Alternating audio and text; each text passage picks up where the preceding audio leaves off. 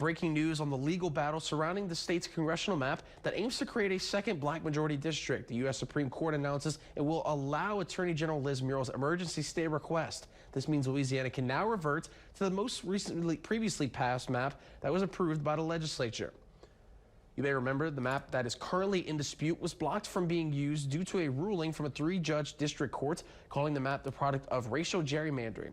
2 of the 3 judges on that panel agreeing that the upcoming electoral race was a predominant factor that drove the state's decision-making when crafting the map. According to the Louisiana AG, the state was left without a map despite a deadline of only 5 days, thanks to the ruling passed down by that panel. According to her, she believed the issue was in part, quote, an impossible situation in this redistricting cycle. And now with the stay order in place, Louisiana will default to the map passed in the legislature back in February, which also added a second majority black district.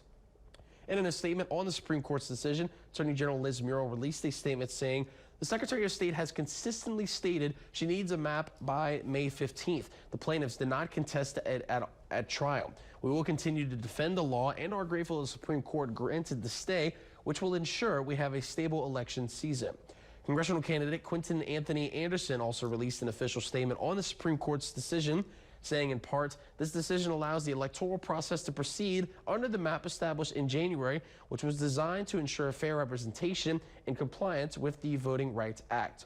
And that's not all. Congresswoman Julia Ledlaw also responded to the decision, saying, quotes, throughout this process, I've committed to run for re-election in the 5th District.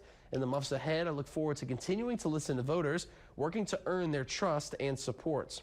But that's not all. Secretary of State Nancy Landry took to the social media platform X to express her gratefulness on the decision, saying it will allow her to conduct a safe, secure, and efficient election this fall.